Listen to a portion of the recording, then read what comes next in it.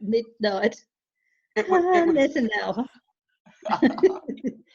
Oh dear. Where are you from, Maureen? I'm in Townsville in North Queensland, Australia. Oh, wow. Mhm. Okay, I'm getting mixed up now. Was it you who was from Zimbabwe? No. I was talking to a lady who was from Zimbabwe. Her name was Jean Webster, I think. Yes, Jean is. Good Yeah, morning. Jean is from Zimbabwe. Okay, Yes. hey Nate. I asked her about a friend of mine who works there in a children's, it's a rescue place for young girls who've been abused, and she knew her. That was interesting. Ah, She Yes. said she's doing well. They've got an amazing setup. Yeah. Also, Catherine works with, or at least used to work with girls from like complicated situations. It's the Sandra Jones Centre in Zimbabwe, and Jean said she just lives nearby. Wow. Yes, amazing. Yeah, I told her that my family had sponsored a Zimbabwean army officer who was going to school here in the United States. Now, this was years ago. And she asked me his name because she thought maybe she might know him. But it was so long ago, I can't remember his name. Yeah. So I thought maybe she knows a lot of people there. Hello. Good to see you, Netanel. Good to see you guys. Hi. Netanel, Shalom. Shalom, everybody. Netanel, how is the health of your parents?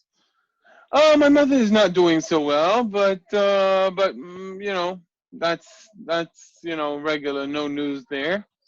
And other than that, you know, the current situation has not changed anything. So Okay, because I was wondering about them then, because your dad had on the blue gloves and was coughing. Oh, and so no, nothing to make of it. He had the gloves because of the coronavirus, and he was coughing because people cough. Oh, okay. Okay, so I see Dr. Yagil Henkin is with us. We'll just do a quick technical quality assurance, so to speak. יגיל, ערב טוב. ערב טוב. שומע אותי? כן, שומע אותך, אני אהפוך אותך. Guys, I'll just mute everybody. I want to check that everything works properly. Everyone except for Yagil. And Yagil, I'm making you the co-host as well. Very good. Very good. Very well then. Yes. רגע, אני צריך לעבוד על הגדרת הצגת שקופית כדי שאני אוכל לשתף את המצגת? לא חושב, אני חושב שאתה יכול לבחור... לא, אצלי בפאורפוינט. אצלך בפאורפוינט. לעשות הגדרה בפאורפוינט, אז שנייה אחת. אין בעיה. אוקיי. רגע. בסדר, עכשיו בואו נבדוק את זה בזום.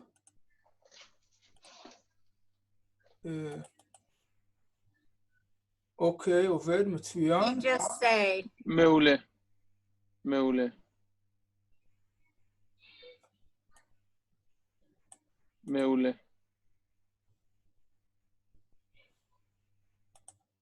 אוקיי. טוב, יש לנו עוד איזה 10 דקות, יגיעו בטוח עוד אנשים, וזה. סמולטוק או מה? כן, טוב, אז אני... לפני, כן. מה אמרת, יגיל? אמרתי שאני תכף אלך לארגן את כל מה שאני צריך לפני. מעולה, אז אוקיי. כשיגיע 8 אני אציג אותך. אני כבר הקפה שלי פה, אז... Okay. Very good, guys. So I'll be back in about 5, and that's it.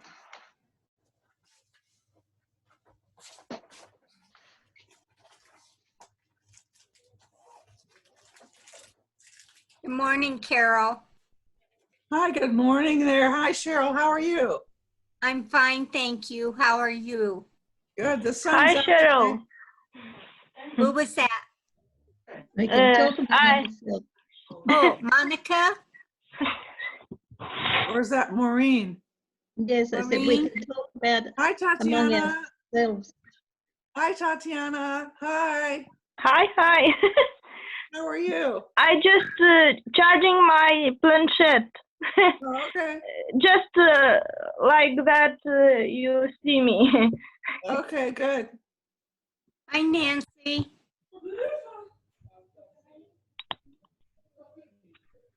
Nancy's not going to say hi. Hi, Nancy. You're on mute. I was talking away. Hi, shalom. Shalom, Nancy. Thank you, shalom.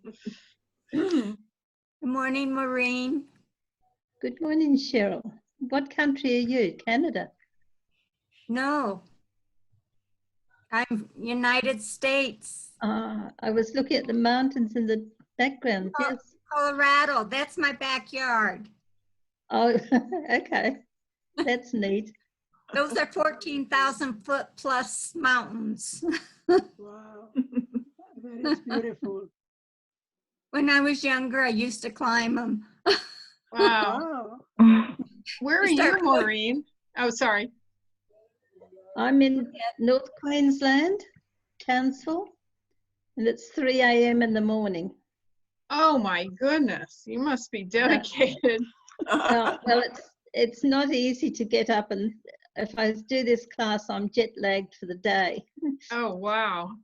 So, Maureen, where are you again? I'm in Maureen? Townsville. It's in In North where? Queensland, Australia. Oh, wow. Australia. Right. Nice Wow. to I see get you. up Wow. at 3:45 in the morning to go to my class. My I think goodness. tonight over Jerusalem, it should be new moon, but we won't see it till the next night because the day starts over Jerusalem. Right. The new moon starts over Jerusalem. You see, that's the center. Yes. Know that. But if you look for the new moon, you might see it tomorrow night. Hello, everybody. This is Charles. Hello. Charles, you can't see my picture. I don't have a webcam, and mine's having See you. Hi, Charles. It's nice to have you. Whether we can imagine how beautiful you are. Well, I can't wait to show you, actually. I hope everyone is doing fine and your family's safe. Yes, and you as well. Thank you. This is such a friendly group. Were you all in the same class? Lisa, no. Oh, no. I don't think Nancy, I don't know. I don't think I'm in your group, but I see you always. Oh, really? I'm in Hebrew Yeah. B, so I show up at some of the forums, maybe. Is that where we see each other? Yeah. Okay. Yeah, some of the outside forums. Yeah. So I'm in A group. I just started. Actually, this is my third time around with Hebrew. Okay. That's all right. I'm in level A, and I'm doing it biblical my pace. So I'm not actually in a proper class as such.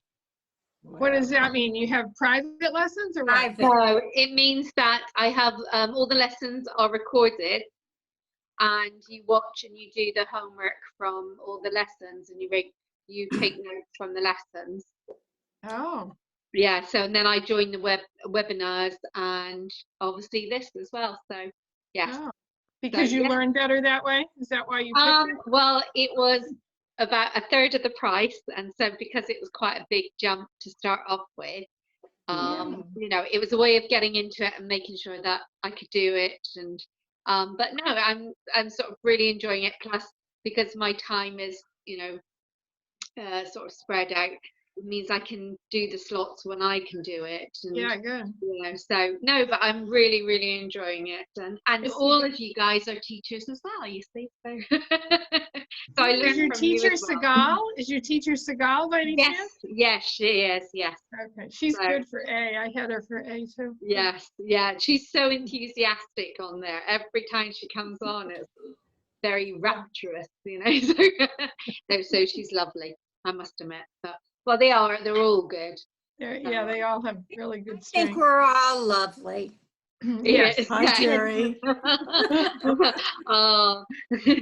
I've had Net and Alphabet 3 classes, three different groups, and the Aramaic as well. Oh, wow, really?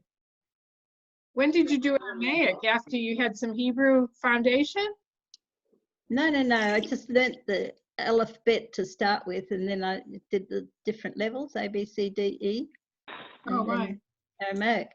But I don't think Net and Al thinks I'm very good at reading. It's the vocalization is the hardest part. Oh. Wow, I'm Hi, impressed. Jerry. Don't ask him. We're all speechless at this point. Good morning, Jerry. Good morning, Jerry. Oh, morning in the mountains. Hi, Jerry.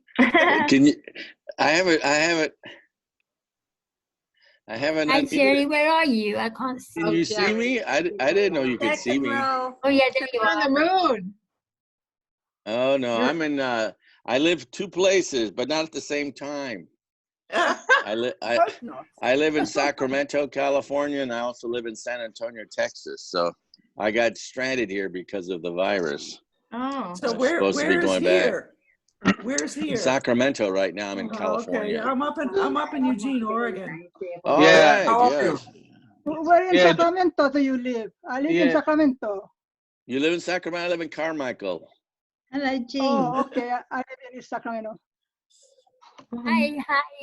Hi, everybody. Hi, Lisa. Okay. Hi, Hi, Nathaniel. Very good. Hi, Oh, I see they everybody. got you in an undisclosed location. Yeah, that's my that's my undisclosed location indeed. That's my office. That's my office, including Your escape hatch behind you. Yeah, a little bit. Since today's guest is going to talk about military history, you should know that the military history of Israel actually has bearings on the room in which I'm sitting. Wow. Yeah, after the First Gulf War, in which Iraq Yes. launched rockets against Israel, every house in Israel built from, I think, 1993, they passed a bill, or maybe 94, that every house in Israel has to have every built house, every apartment has to have a kind of a sheltered room, bomb safe, bomb sheltered room. So I'm sitting in that room as we speak. So the reason this room is like this is because it is bomb proof. And I already had situation in which I was teaching, and it started, the sirens went off because we're within the 40 kilometers from the Gaza Strip. So sometimes we have things going interesting here. So the benefit is that even if there are rockets, I'm still teaching. So there you go. Yagil, are you with us? Oh yeah. So I want to present today's guest lecturer. Okay, he is Dr. Yagil Henkin. He teaches at Israeli Military Command and, how do you say PUM? Command and Staff? I don't know. Command and Staff College. Oh yeah, Command and Staff College. So I actually got it right. He is not just an expert on military history, but happens to be kind of a bit of a Renaissance man. To my taste, he's an amateur musician, an expert on hiking. He wrote the book on the Israeli Trail, and he is the most. When I announced that you'll be with us, what got the most traction is that you're a Monty Python enthusiast, and currently doing a series of videos about how to learn military strategy from Monty Python, which is, I love his sense of humor, and I love his I'm now work. working on the 4th chapter. Yeah, working on the 4th chapter. I can attest to the quality of the first 3, and there is much to say about his work, but we don't want to waste any moment, except for the fact that I enjoy his work so much, and we are all privileged and honored to have him speaking with us this evening. So without further ado, I give you. You forgot the most important thing about Yagil. He's a former neighbor of mine. Yeah, not a Used to very pray in the important same detail. synagogue Yeah. So on Friday. without further ado, I give you Dr. Yagil Henkin. 1 minute. Okay. So good evening or afternoon or whatever to everybody. Please let me know if I speak too fast, which I usually do, or if you don't hear me.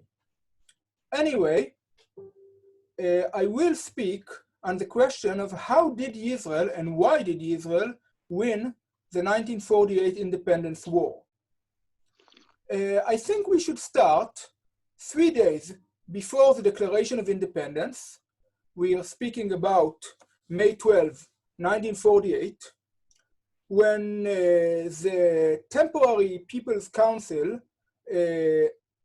debates the question, should Israel declare an independence? Acting Chief of Staff, Yagil Henkin, which would become the second Chief of Staff of the Israeli Army, is asked, what is our chances? So he answers, in English, by the way, 50-50. That's the estimation of one of our best military thinkers at the time. Few days earlier, Moshe Sharet, who would become Israel's first foreign minister, comes back from a visit in the US. He meets all kinds of people, and he's not very optimistic because in 1947, I will go back to this in a minute, the UN has agreed about a partition of mandatory Palestine to an Arab state and a Jewish state, and the US, of course, supported it. However, by May 12, 1948, the situation was different. The Pentagon had its own study claiming that a war in Palestine would be short and interesting, and the Jews would lose probably within 6 weeks. The US has in all effect withdrew its support for the Jewish independence because it wanted to look for other solutions. That is, 3 years after the Holocaust, the prospect of having a second Holocaust in the Holy Land wasn't that hopeful, and the US actually feared, apart from the usual interests and influences of different groups, it feared that this would be a massacre on an unknown scale or a very known scale. Actually, I'm quoting here the chairman of the Arab League in 1947, which claimed that if the Jews would declare a state, there would be a massacre on a scale which wasn't seen since the Mongol invasion. Anyway, Foreign Minister George C. Marshall, a guy which I would dare to say had at least some knowledge on military and strategic issues, having the commander of the US Army in World War II. Now he was foreign minister, a man of a very high stance, very highly regarded and justifiably so. And he argued against President Truman, who wanted to recognize the Jewish state. Marshall went so far as telling Truman that if there was now an election, he would have voted against Truman, even though Marshall never voted before, because he thought that his position obliges him to keep himself distances from any involvement in politics. Of course, Sharet didn't know it, but he met Marshall, he met other figures. He knew the situation is bleak and support within the US is waning. So he went back and he reported it. And there was a very active debate. Should Israel wait and see what happens, try and mobilize the world for a different action, or declare an independence? In the end, after voting 6-4 and 4 against, the temporary council decided to declare independence, which was done promptly on Friday, May 15, 1948. And David Ben-Gurion, now the fourth prime minister of Israel, goes home and he doesn't celebrate. He goes home and he writes in his diary, as he did almost every day during the war, the state of Israel was declared. Its destiny is in the hands of the security forces. So now there's a question: how did we reach such a decision? If the chances were 50-50, was Ben-Gurion merely a gambler?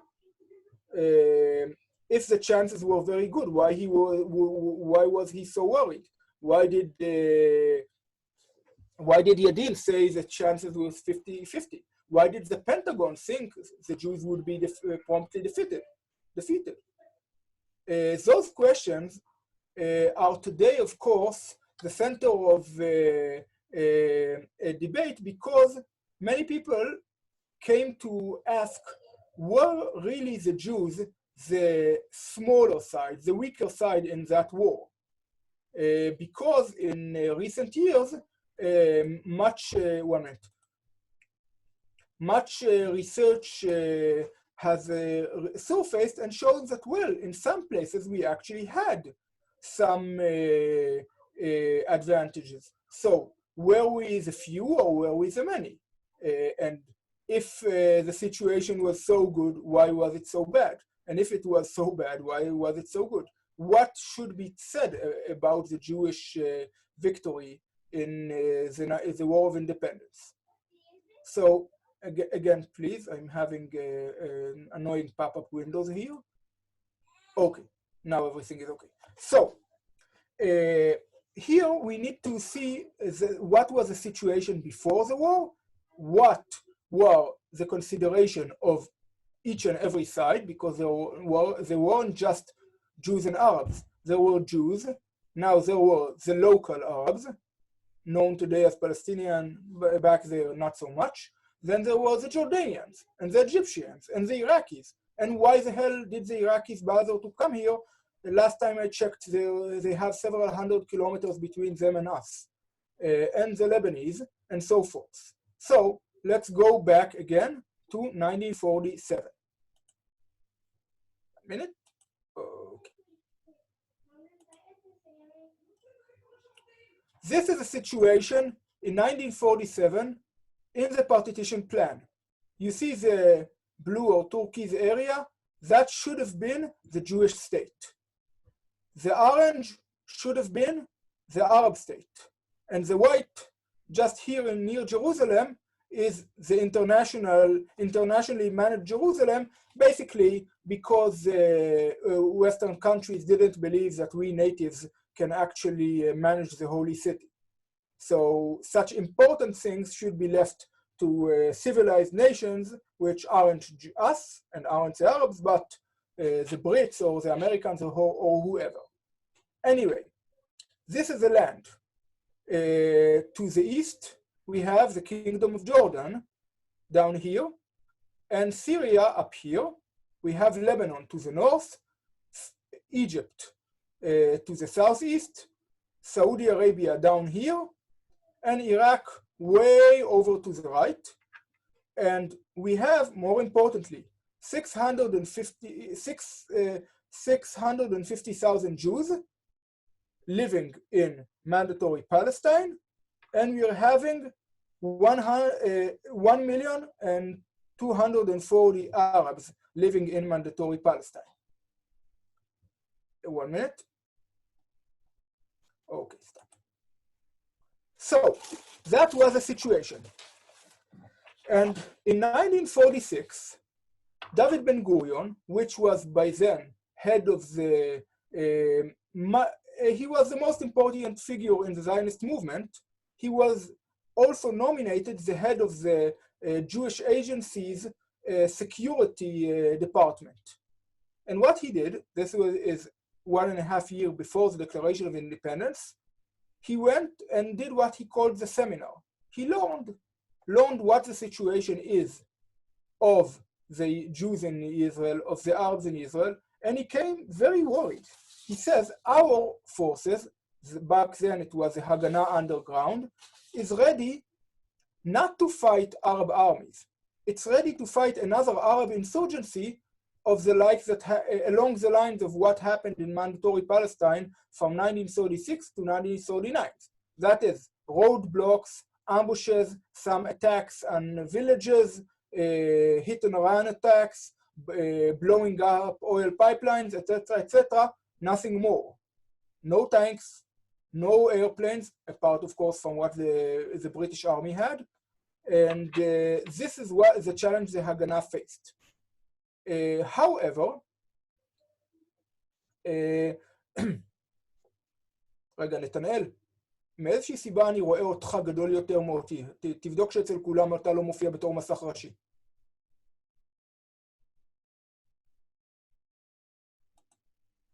אתה על מיוט, אז גם לא שומעים אותך. עכשיו אני על unmute, אתה רוצה אולי אם אני הופך אותך להוסט. כנראה, כי אני חושב שרואים שמי שמנסה להגדיל רואה אותך בתור מסך ראשי. אוקיי, אז בוא נעשה אותך הוסט. עכשיו אתה ההוסט. אוקיי, בסדר גמור. טוב, אני עדיין רואה אותך על מסך ראשי, אבל מה שיהיה. זה הגודל הטבעי שלי פשוט. Okay, let's go back to Ben Gurion. And Ben Gurion came out very worried from that seminar, and he says, well, guys, we should be ready to fight an army. You aren't. We need tanks, we need planes, we need battleships, not of that large size the American Navy had. We are speaking about frigates and corvettes and whatever. Anyway, ships that can actually fire something. And of course, he complained that the budget of the Haganah is less than the budget of the Lebanese National Army, which is to tell you that the fact that nobody takes the Lebanese National Army seriously is one of the almost constant factors in the Middle East, at least for 70 years. Anyway, when Ben Gurion finished that seminar and came preaching of building an army, and let's remember again, the British Empire is controlling Palestine. You cannot bring bomber planes and you cannot bring tanks in, and you don't have any of that. So people looked at Ben Gurion and said, well, the old man has gone nuts. He's out of his mind. We have some submachine guns, maybe a machine gun or two, some medium caliber mortars, and now he's speaking of a navy. What has gone into it? However, Ben Gurion, as usually happened, managed to force people to act according to his own way. And this was the reason why Israel, before there was even Israel, the Jewish people in Palestine began a campaign to buy weapons, heavy weapons, including, as I said, tanks and airplanes, and deliver them to Palestine as long at the first moment when it will be able, that is when the British go their own way. In my opinion, people think that Ben Gurion's most important decision was to declare the state of Israel. I say no. It's at most his second important, maybe even the third one. His most important decision was in 1946, when he decided to make sure that the Jews in Palestine would acquire enough weapons and equipment to fight off invading armies.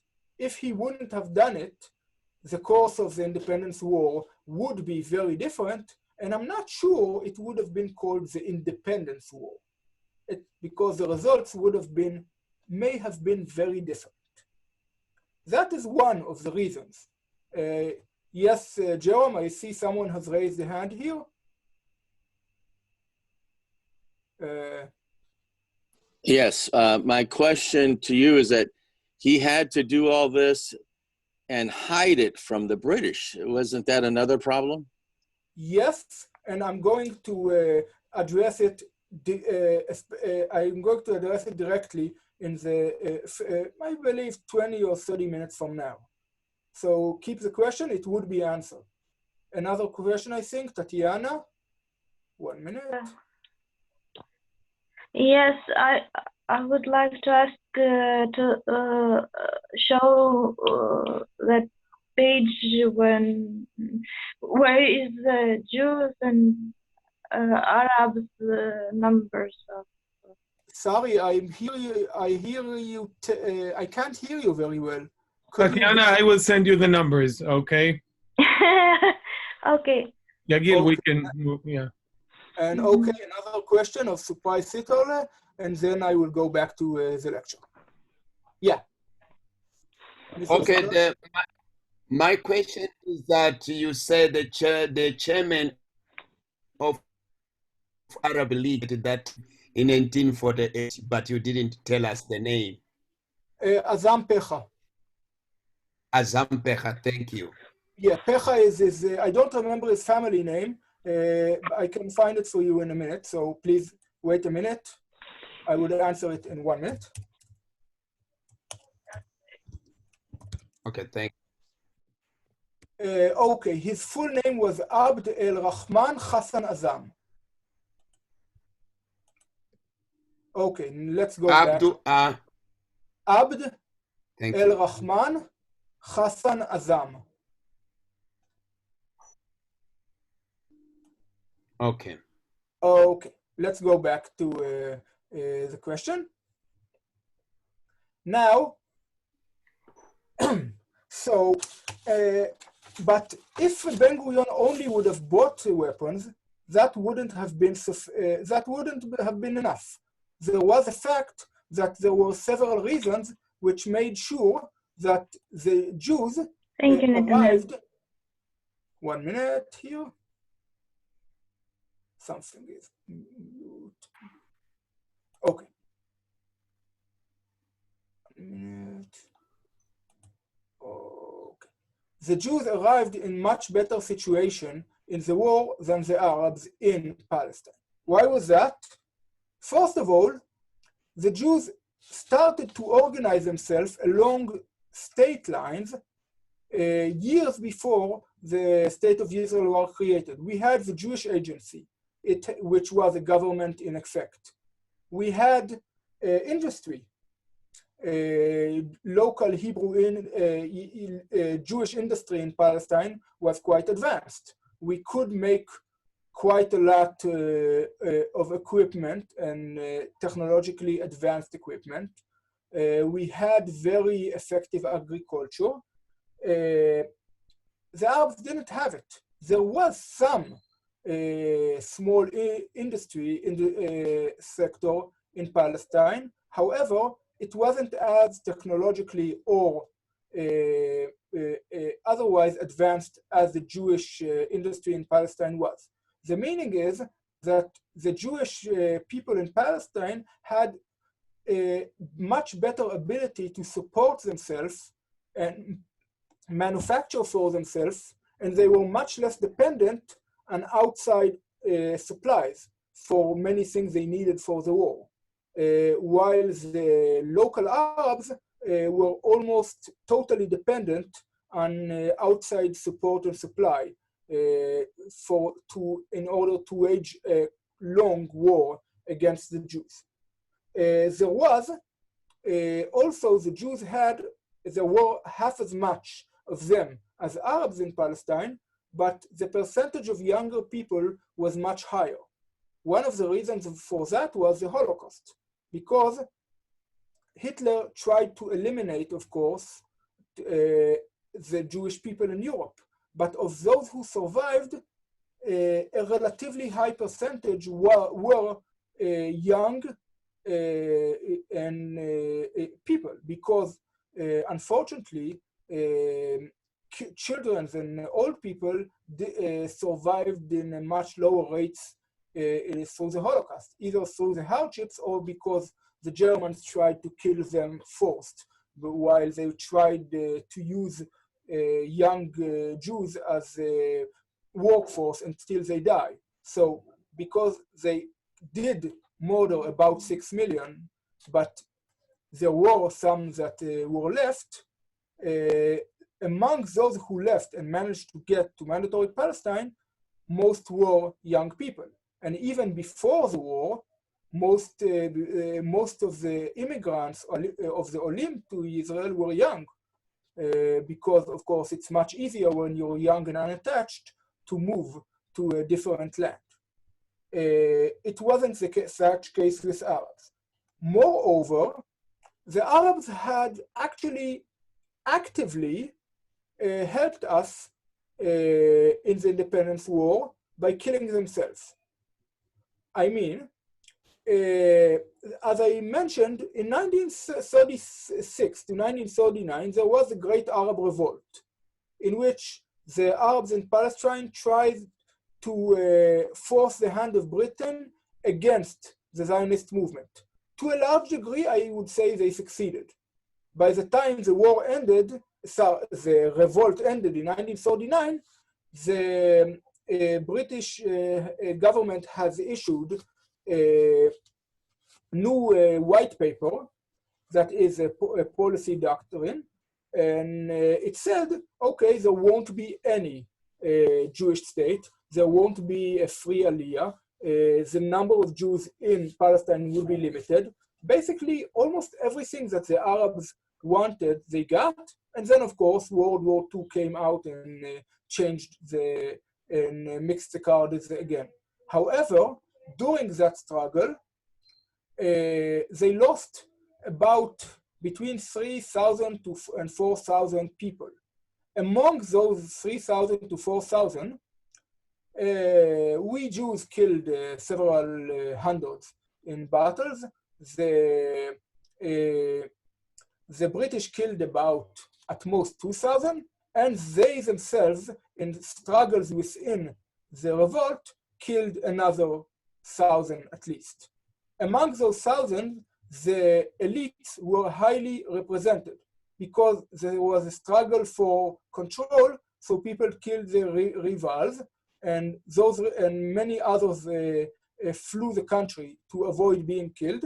So in effect, they came to, in 1947, without a unified leadership in any way you can think of, because as much as the insurgents hated Jews, they hated each other as well. And the number of Arabs killing Arabs in the Arab revolt were 3 or 4 times as the number, 3 times as the numbers of Jews killed by Arabs in the Arab revolt. So while we had leadership, we had, of course, our struggles between the IZL, the Lehi, and the Haganah. We didn't have a mass elimination of any leadership. They did. And therefore, they came in a much worse situation to the war. We had something unified us, the Jewish ethos. They didn't.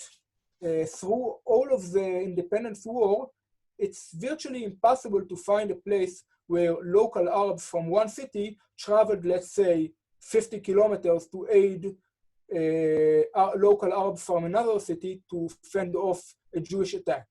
Their attacks and defense were almost, with the exception of Jerusalem, almost always exclusively limited to their home sectors. They didn't try and defend other people. And this reason gave us a very serious advantage. Those internecine fighting continued on through the war. In early 1948, there were 3 prominent leaders of Arab volunteers in Palestine. 1 minute. On the north, there was Abdel Qadir al-Husseini, who was a veteran of the Iraqi army and a veteran insurgent unwell. In the center, around Yafo and Tel Aviv of today, Rehovot, there was a guy named Hassan Salameh. And around Jerusalem, sorry, in the north it was Fawzi el-Kaukji, and around Jerusalem it was Abdel Kader and Husseini. And while we were fighting Mr. Kaukji, one of our delegates met him and he promised us that if we will go and attack Mr. Salameh, then Kaukji forces, which were now about brigade with tanks, not tanks, with armored cars and artillery and the like, won't intervene. You could never get such a promise from a Jewish leader. No Jewish leader would have thought, let's say, if you attack the other organization, we will be on your side. Never happened.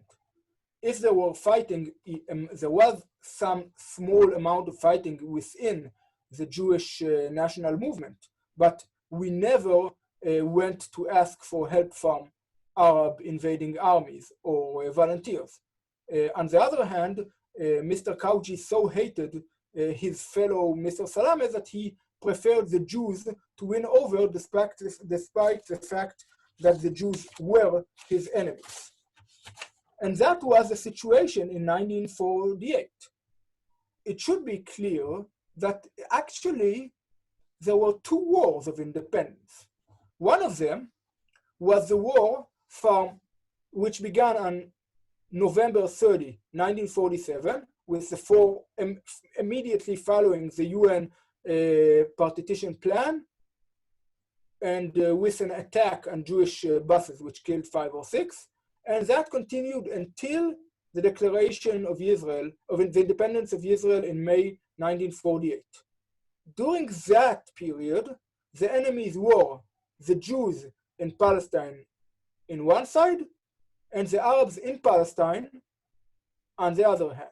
Of course, I use Palestine and no Israel because that was the official name at the time. There was no Israel yet. Anyway, there were the Jews and there were the Arabs. And in that period, it began with ambushes by the Arabs, and the Jews were usually trying to get from one village or city to another with convoys, and suffered very heavy losses during that period until around April 1948, the Jews went on the offensive. Sorry, something is causing, okay. Okay, quiet it down. In March, April 1948, the Jews went on the offensive and basically soundly defeated the local Arabs everywhere until May 15, 1948.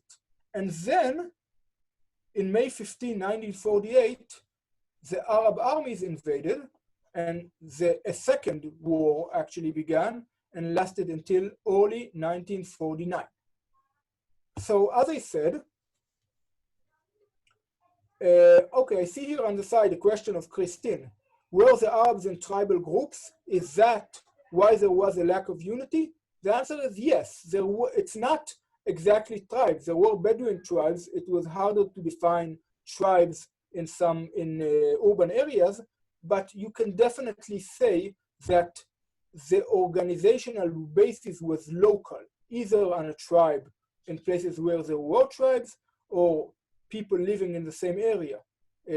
Most of them didn't see their interests above their own, their national interest, about their self-interest at the time.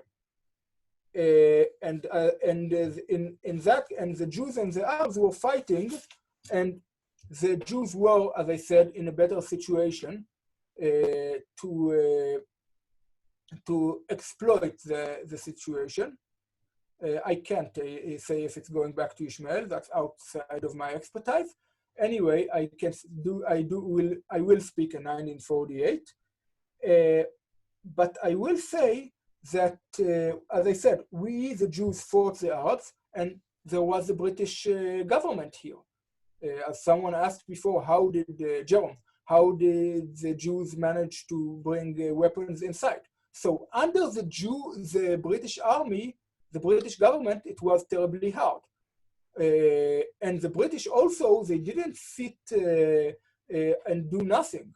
They suffered quite badly the same. They lost about 140 people killed between November 1947 and the end of May 1948 when they left for good. You can't say that that any forces loses almost 120 people by doing nothing. The thing is, the British controlled Palestine, ruled Palestine, but they didn't control it. What happened in the ground from the moment they decided to leave Palestine, that every commander actually did whatever he wanted. They had some kind of a policy, that is, keep control of the land and keep the routes back to the Haifa port open so they can get themselves out through the Haifa port. But other than that, it really depends on the unit in one place. There were more pro-Arab British officers and commanders than pro-Jews, but there were some pro-Jews. So you would see in some places Jews fighting Arabs and the British intervening to stop the fighting. And other places, they're trying to intervene to prevent the Jews from gaining something. And in other places, they try to intervene to prevent the Arabs from gaining. It all depends on the specific unit and what did its commander thought. So there was a total mess here, and some things were smuggled because some commanders would either turn a blind eye, and some of them won't, and some of them didn't manage to capture what happened under their nose, but others, some did capture smuggled equipment, and for that reason, no tank, of course, or fighter aircraft could be brought to Palestine before May 15, 1948, which means that in all effect, Israel had two challenges. First, we had to win the war against the local Arabs in order to make sure they would not overcome us. This we managed to do. However, now what the question is, what will happen when the Arab armies come again to intervene? 1 minute, please. Again, let's share a screen. Okay, share screen. This is the order of battle in May 15, 1948. I would apologize for the fact that it goes from right to left because I made it in Hebrew and I was too lazy to turn it on its head to go from left to right. Anyway, in May 15, 1948, the total number of soldiers or people that the Jews have ready to fight was 30,573 people, give or take a few. Arab armies had about 30,000 and another 3,000 locals. The fact that the population of 1.25 million people only managed to mobilize around 3,000 people that can move across the country, there were many, many more who would fight near their own homes, but much less would be ready to go and fight the Jews all over the country, tells you a lot about the situation. As for tanks, we had actually one and another one without a cannon. How come? Well, because exactly when on the night of May 15, 1948, when one British tank unit was on its way to evacuate from the Haifa port, two tank drivers took a wrong turn. Actually, they knew exactly what they wanted. One of them was an Irish and didn't like the British too much. One of them was Scottish also. And both of them believed that the Jews are right and should be helped. So they took their tanks and drove them about some 40 miles through British lines with a great Hagana operation to make sure, 1 minute, I'll close the window so that dog would stop barking. Okay, so with a great Hagana operation to make sure that the British, even if they see they've lost 2 tanks, they don't manage to capture them back. So we got our 2 new tanks on the first day of independence. Nice gift indeed. However, in all of the rush, one of those tanks fell into a ditch and broke its main gun, which was awful. However, 1 tank without a main gun and 1 tank with a main gun is much better than having nothing. And we had, the Arabs on the other hand, had 40 tanks. Armored cars, we had 2, they had 200. Armored personal carriers, including improvised trucks with some armor, we had 120, they had 300. Field guns, we had 5, and those 5 are basically glorified rocket launchers, glorified grenade launchers. They shoot a very small projectile. They had much better 140 tanks, etc., etc., etc. And we didn't have 1 fighter plane or bomber, while they had 16 and 40. And there is another thing you can see here, and that's the question of, well, we Jews were here 650,000, and if we'll take the whole, every Jew in the world, we would be 12 million Jews. And of course, most of those 12 millions could not arrive in Palestine even if they wanted. Some of them were behind the Iron Curtain, some of them were too old, too young, too whatever.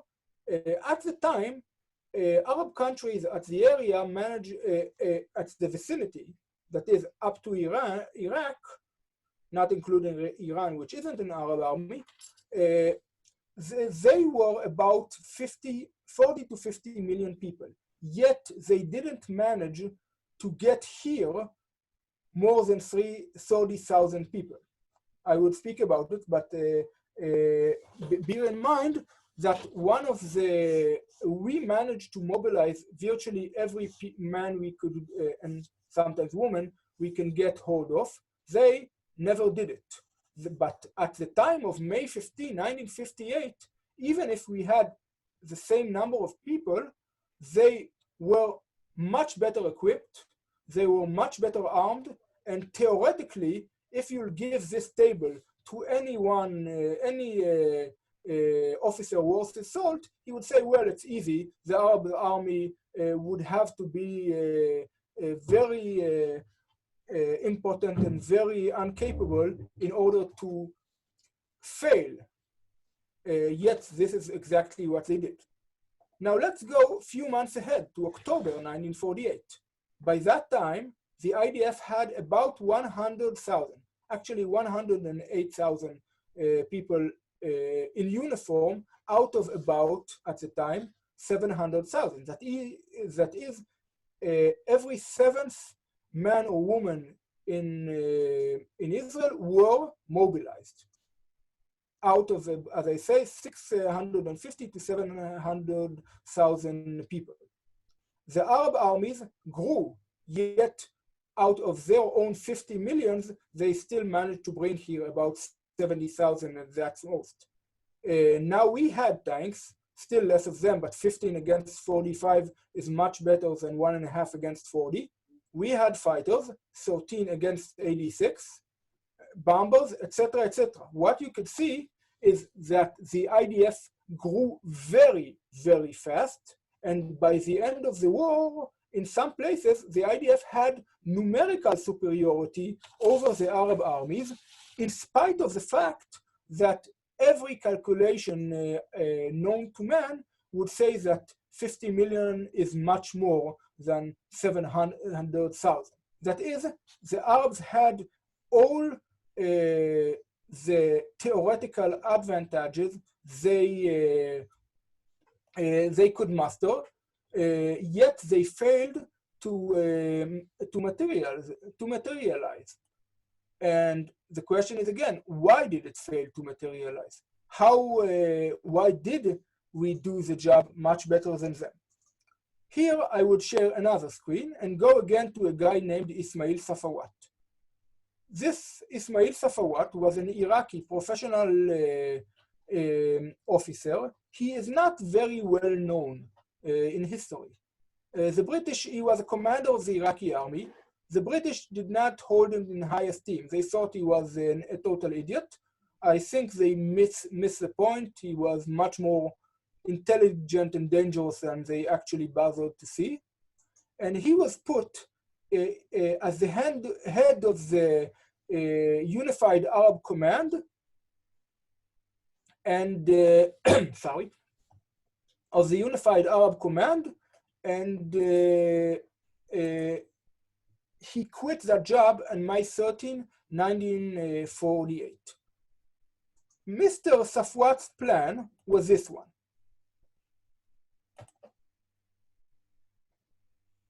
Look at the right, at the red arrows. Mr. Safwat said, well, let's see what's the most important point in Palestine. His answer was, this is the port of Haifa. Why? Because that's the only port which the Jews can use in order to bring equipment, heavy equipment in. Without heavy equipment, they cannot sustain the war. That is, if we Arabs capture the port of Haifa, the war would be over because they would remain without supplies. And as the saying goes, amateurs understand tactics, professionals understand logistics. If you cannot supply your forces, you will fail. So he says, we should all concentrate on Haifa because this way we would deny the Jews their logistics. So how would we do it? So we said we would join forces. We would take Syria from the upper right corner, and Iraq and Jordan. The Iraqis were the Hashemites. They were the cousins of the Jordanian dynasty, so they came to help them. So they would attack together with the Syrians. All of them would advance from the east and Haifa. You could see those arrows. At the same time, the Egyptian forces would attack from the southeast and move towards Tel Aviv. Therefore, the Jews would find themselves in a heck of a dilemma. If they defend Tel Aviv, which is their most important city, they could put less forces to defend Haifa, which is the most important place in Palestine. If they would defend Haifa, they risk leaving Tel Aviv to fall, which of course would bring a bloodbath they cannot afford themselves. So they would have to defend everything, therefore dividing their forces and making the job easier for the Arab armies. Now, what you could see that he didn't even bother in going to places like Jerusalem or any places that didn't actually directly serve his grand plan. That was a very good idea because he said, once we get rid of Haifa, we can get rid of the rest in our own time and they can do nothing to stop us. But this was not to be. The fact was, if I said on the local Arabs that they probably hated each other much more than they hated us, it was true enough for the Arab countries too. Each country has its own interest, and that interest wasn't exactly similar to what other countries had. And each country, despite paying lip service to the grand plan of Arab armies, that is preventing the creation of a Jewish state and wiping it off the map, each one of them acted first and foremost to advance its own interest, even at the cost of that grand plan. we had several different and very, very different enemies. Let's go from the important to us to the slightly less. The most important is Jordan. Why it is? Because Jordan was actually the only country here which we assumed, and by the way correctly, that prefers to see a Jewish state near it than an Egyptian army on its border. As usually happens with a place like Jordan, their one and only interest is keeping the Hashemite kingdom in control of the country. So they'll do whatever they have to do in order to preserve it. And that means that if other Arab countries go to war, they cannot let themselves stay out of it and be accused of cowardice or worse.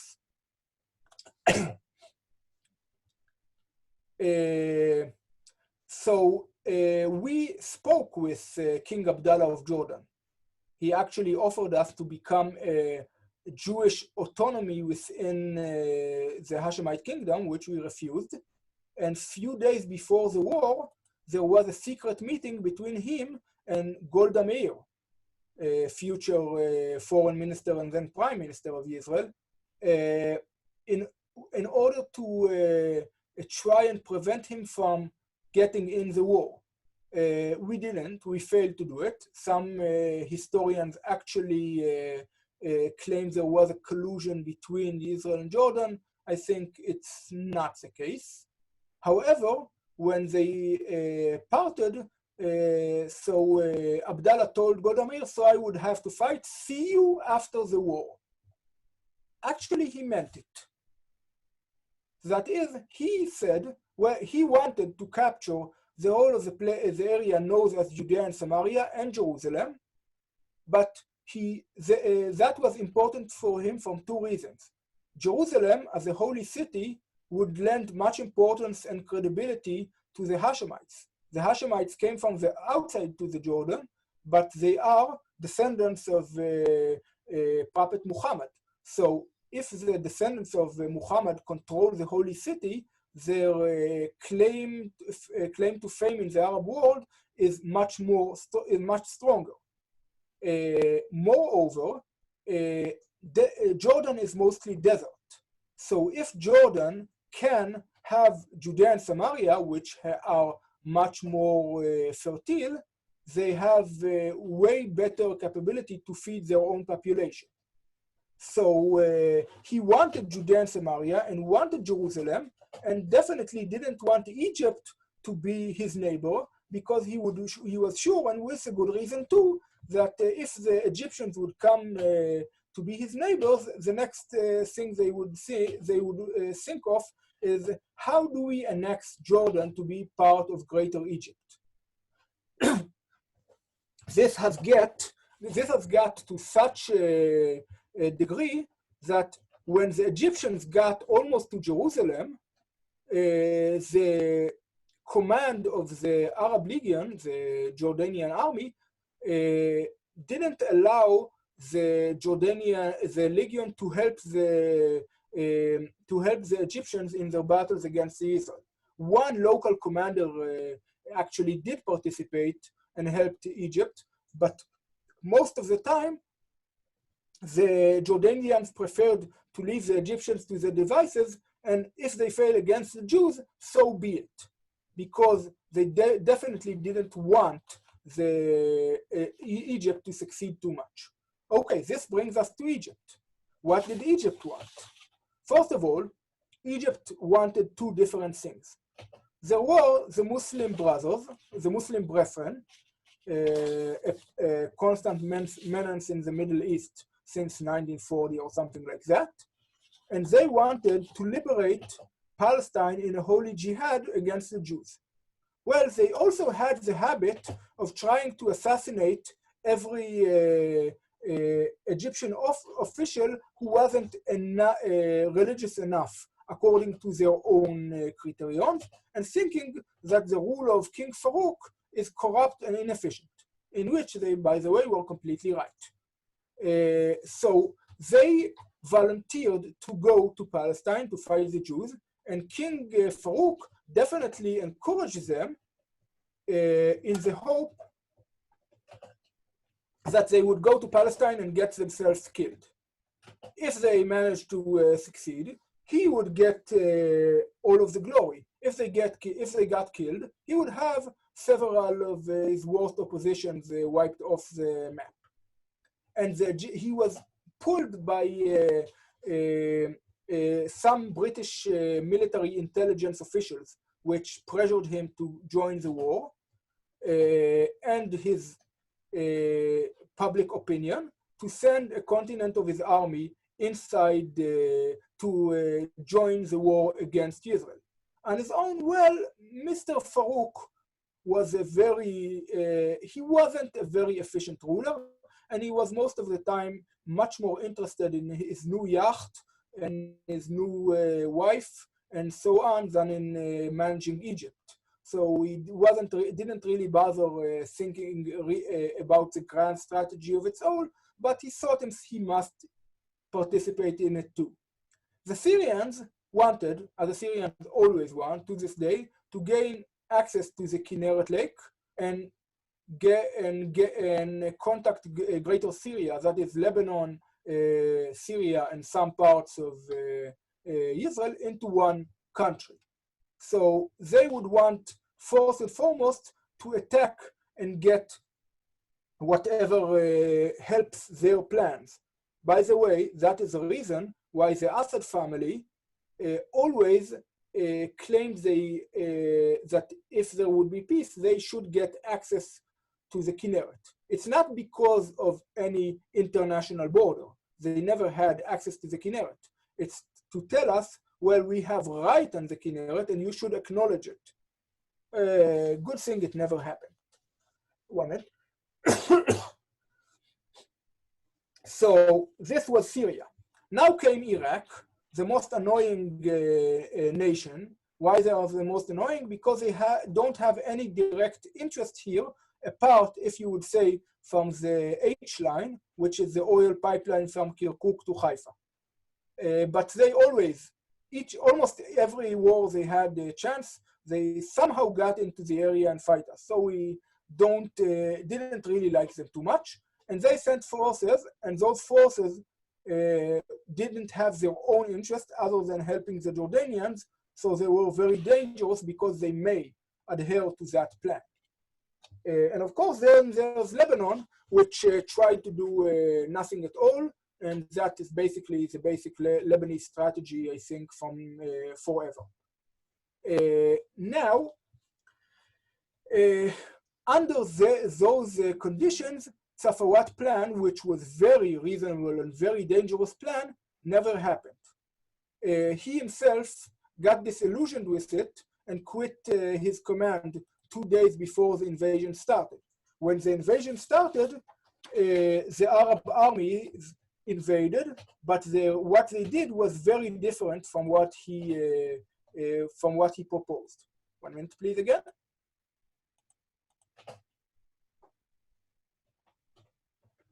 This is what happened. I will go again back to the Safarawat plan. And you can see that on the Safarawat plan, everyone is centered on Haifa, apart from the supporting Egyptian attack, which is centered on Tel Aviv. In what they did, everyone went for grabs for whatever they could. The Syrians went to attack the Galil and tried to access the Kinneret. The Iraqi attacked towards Jenin to enlarge the area under the control of the Jordanians. The Lebanese, it says here probes, and that's correct. They clashed with us, but didn't really try any meaningful advance. And the Egypt, apart from launching an attack towards Yavne and maybe Tel Aviv, although this is debated, they launched another attack and got to the mountainous Hebron. And while it's not seen here on the map, they got through the the supposed Arab state, almost straight to Jerusalem, with no enemy on the way. That is because everyone went, instead of trying to execute their own plan, the total unified plan, everyone tried and grabbed his own land grab. And when this happened, there were several distinctions between Jews and Arab armies, which enabled us to endure. As I said, we started the situation with a terrible supply situation. I will go back to that screen. Let's see again the situation on May 15, 1948. Same number of people, but we are outgunned by 40 to 1, 100 to 1, 3 to 1, 35 to 1, 10 to 1, whatever, in almost everything, apart from manpower.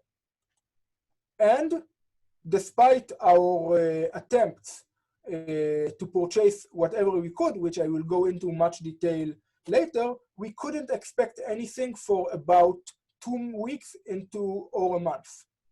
Which says, that's why Yadin, which I mentioned, said 50-50. But the 54-hour survival was the fact that we knew weapons and equipment and help is on its way. If we can actually, our task wasn't to fight for eternity outnumbered and outgunned. Our task was to stop them until we managed to get the tanks and planes and whatever supplies, which would enable us to fight with better situation. So we would have a terrible month, very, very hard, but if we can manage to survive that month, our situation would start to rapidly improve. So that was the Ben-Gurion said. The destiny of the country is in the hands of the security forces, because he knew that he's playing for time. It's not a reckless gamble. He knew that if he can manage for a month, a long month, there would be a state of Israel. But he knew that if in that one month, the Arab armies would enjoy every advantage possible. But we had several advantages of our own. The first of them was flexibility. We failed a lot. We had very few people with actual military experience. There were people who fought in World War II, but most of them were lower ranking officers. We didn't have tons of battalion and brigade commanders ready for us. We had people who were sergeants, maybe lieutenants, some were majors. We didn't have generals, but we learned very fast. If you will take Yigal Alon, who is considered to be one of the best generals in the history of Israel, in 1947, when he was commander of the Haganah's crack forces, the Palmach, he led operations of a company-sized force. That is, let's say, 60, 80 fighters at one time. A year later, he led Operation Chorev against the Egyptian army with a division-sized force going deep into Sinai, attacking the Egyptians from the rear and disrupting them in every way possible. He went, as I said, from about, he went from about commanding directly in battle about 60 persons to commanding 12,000 persons with tanks and artilleries and planes and everything. All of that in 1 year. We had many others go through that process. So it didn't happen on the other side, which was too fixed to its command structures and was very slow to get rid of important commanders and failures and put good people in their place. We failed a lot. That is, when you don't have experience and you try to fight, of course you will fail a lot, but we did learn a lot and we learned fast. Moreover, apart from the flexibility, which was because we had a tradition and culture of flexibility in the Haganah and the Etzel, in which thinking was valued and not just obeying, So people would be free to suggest new ideas and correct their commanders if they thought there was a reason to do it. In the Arab armies, they had much harder time fighting their own hierarchy. So we had, our command would improve at much higher rate than the Arabs. Moreover, we had way more volunteers. Every side tried to find volunteers or to recruit soldiers of fortune, let's say, but we Jews succeeded at a much greater scale. There were several reasons for that. First of all, there were many, many Jewish fighters in World War II. In those days, Jews in the US, for example, if I remember correctly the numbers, they were about 1.4% of the total population, but about 2.5% of the soldiers in the US Army. So they volunteered in droves to fight the Nazis, and many of them were ready to come and help their own brothers in Palestine succeed. In my family, we had my great uncle, Professor Yagil Henkin, Zatzal. He was also a war hero of World War II. He didn't come to Palestine, but many others did. So we had many volunteers with experience which helped us immensely. We just couldn't get better soldiers from anywhere else. We also had many non-Jewish volunteers. Many people, some of them were adventurers, some of them were idealists. People who said, well, I fought the Nazis. Now, 3 years afterwards, the Jews are again under existential threat. I'm going to help the Jews. And of course, there were those who came to volunteer. The Arabs too tried to recruit volunteers, but they were much less successful. If first because their cause wasn't considered worth fighting for many, and because the types of people they tended to attract was those on the losing side. They had several Polish volunteers, some former Wehrmacht officers, but not nearly the number of volunteers that we had. So if they had Bosnians and Yugoslavs and Germans, so we had Irish and Scottish and British and Canadian and French and at least one Ethiopian volunteer. And I don't know from where more, but we will have many, many others. So those people also saved us much time learning, because we could take people who were decorated fighters, and they were very effective, especially in our Air Force, which several years after the Independence War was still bilingual, because up to, I think, 53 or 54, many of the senior commanders were still didn't speak Hebrew because they were American or British or Canadian Jews who came to volunteer for several years until the Air Force reached its enough self-dependent. This gave us a lot of advantage, except if we would fight the Arab Legion. The Arab Legion was the best army in the war, the best army in the war, bar none. It was built along the lines of the British Army, commanded to a significant degree by British officers, trained in British doctrine, very, very professional, which means that some of our some of our worst defeats were against that army because they were very good and they knew the trade. Lucky for us, they usually fought for their interests and not, again, along the grand plan. But we definitely suffered a lot at the hand of the Arab Legion. Now, there was another thing about logistics, because someone asked him, how did, I will quote the question, 1 minute. How did they manage to increase their military capabilities in the middle of the war with almost every person enlisted for battle? That is a very good idea, a very good question. And one of the reasons was that we were very, very good thieves and bank robbers. The Arabs were not. The thing is, we were an underground for years. That is, the British never allowed us to buy new tanks, new planes, new whatever. Everything we needed, we had to smuggle. So we were very adept smugglers. We knew how to buy things illegally. The Arabs, on the other hand, were organized armies. When the US and Britain put an arms embargo over here, it means that nobody could send legal shipments to the Middle East. However, if you could steal or illegally buy in the black market, well, things were different, and we were very good at that. Take, for example, a case in which sometimes in 1948, about 16 warplanes just disappeared from Britain. How could they disappear? Well, we wanted those warplanes, and after World War II, they were very cheap, but you couldn't export them.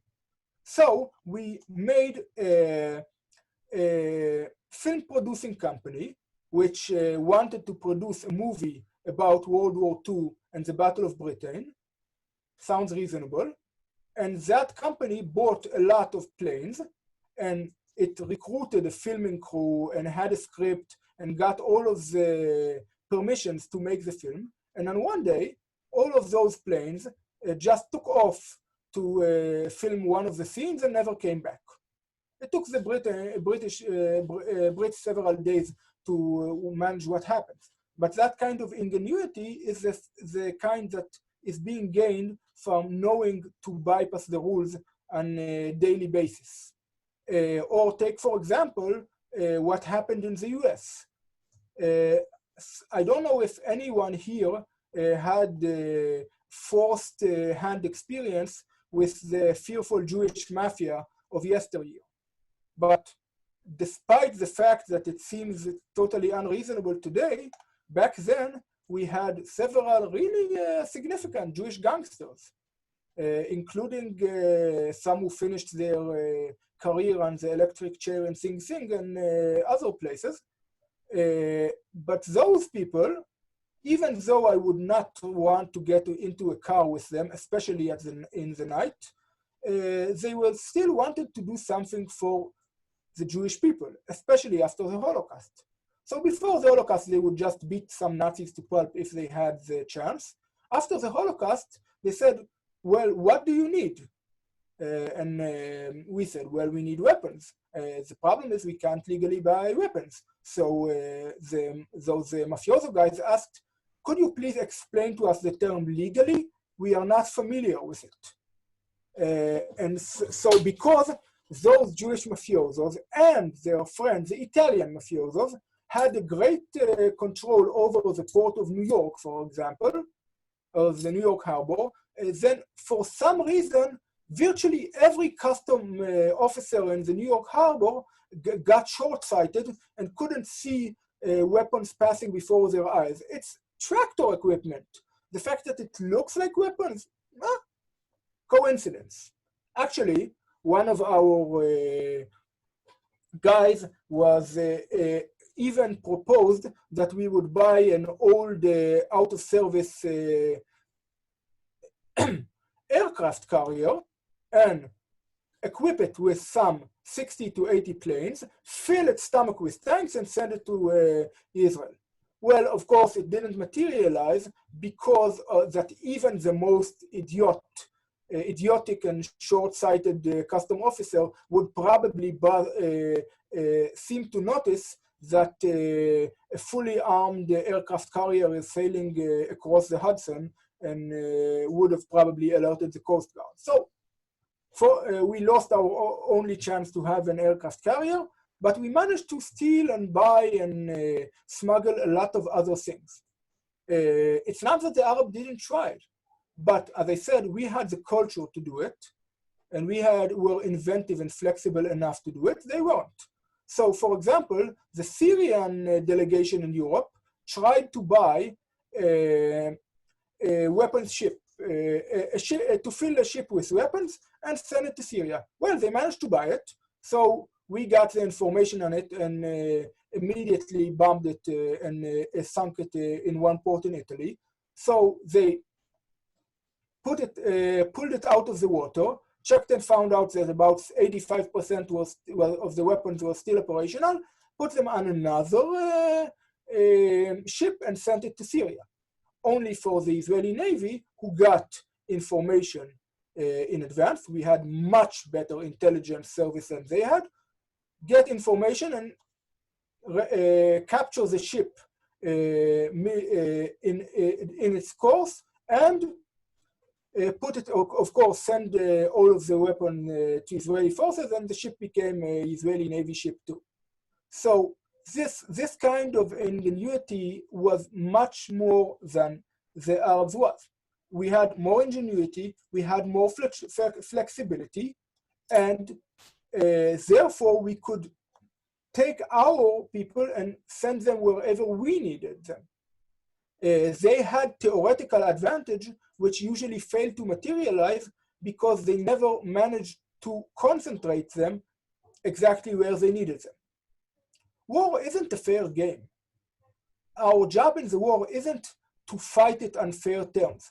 Our job is to win it. And to quote General George Patton, no bloody bastard has won the war by dying for his country, but making the other poor bastard on the other side die for his.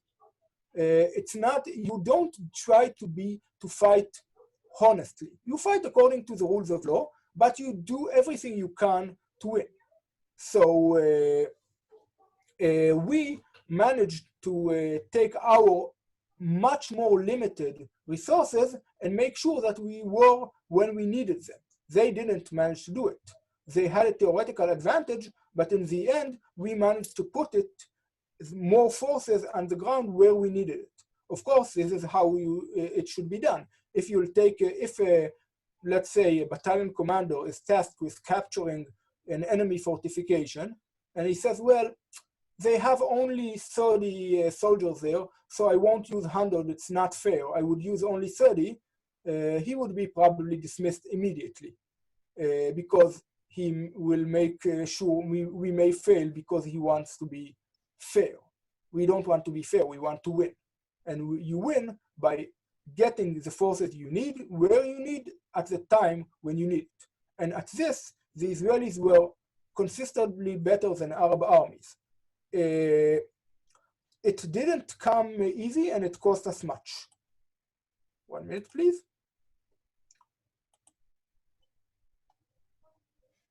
As I said, this is the Arab invasion. This is what happened in the first month until in June 10, there was a ceasefire brokered by the United Nations. Before the ceasefire, you could see the blue arrows. Those are our 3 counterattacks. All of them failed, all of them, each and every one. However, they were very important. Why did they fail? Because we were under pressure from everybody, the Iraqis, the Jordanians, the Egyptians, the Syrians, but we managed to take forces and send them to the most pressing places. And therefore, even when they fail, the Arab armies got hit with larger forces than they supposed we have at every place. And this was enough to make them think again, should we continue our attack or should we stop and wait for defense? Because apparently the Israelis have more forces than what we thought they have.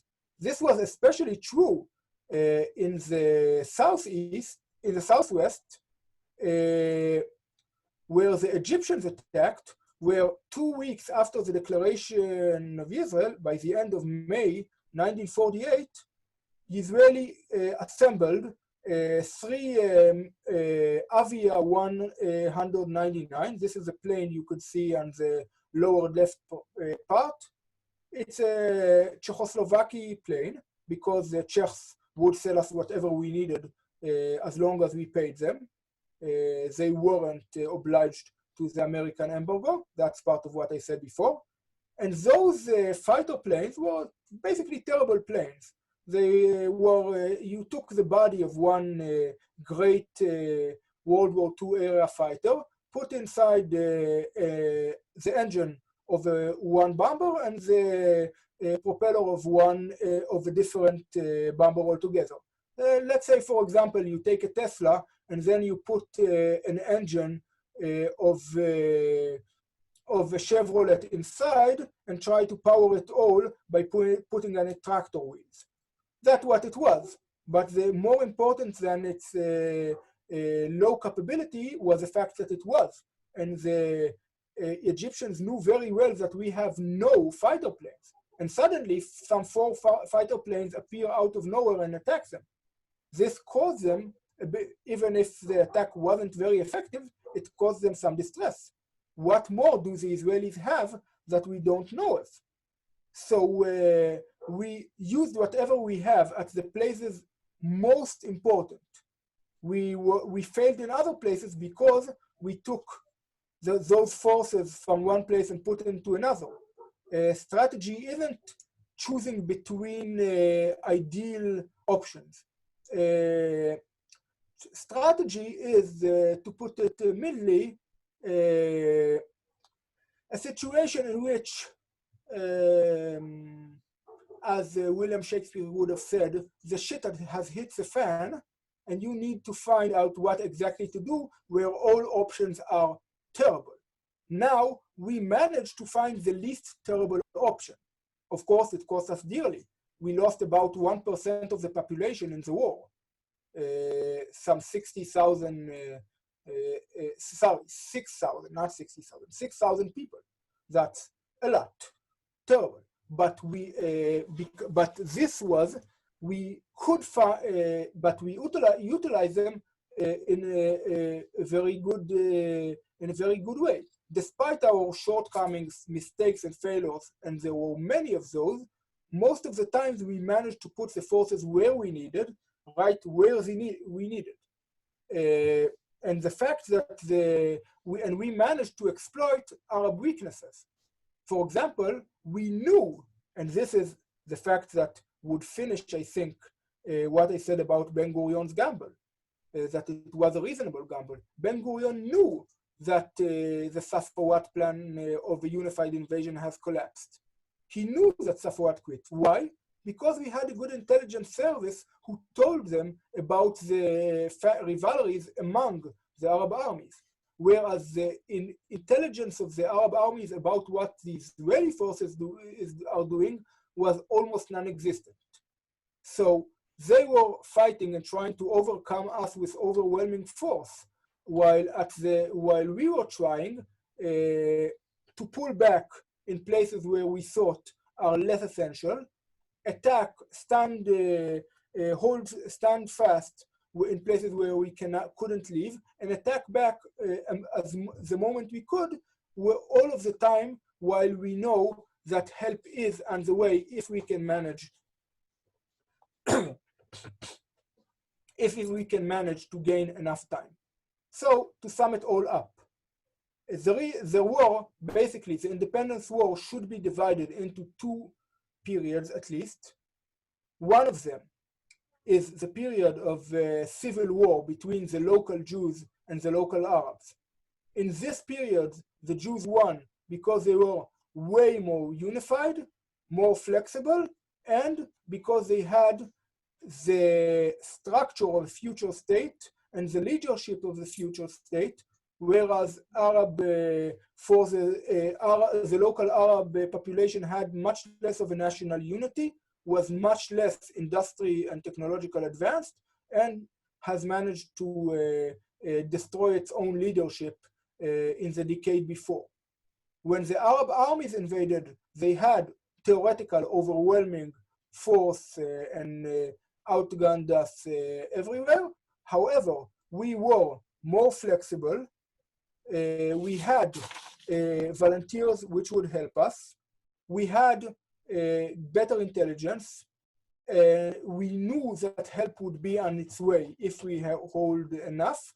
And we also knew that they are much less unified than what they wanted to be, and therefore that we can exploit those rivalries and rifts between them in order to exist and win the war.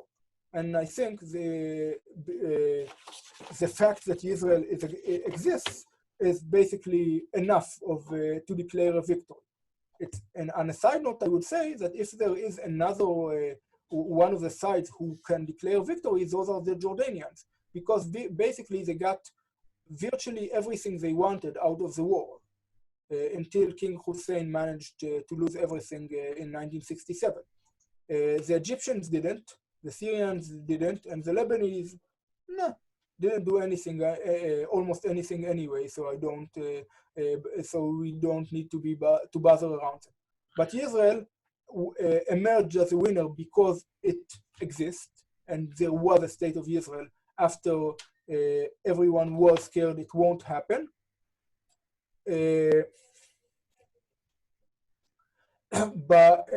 Jordan won because it achieved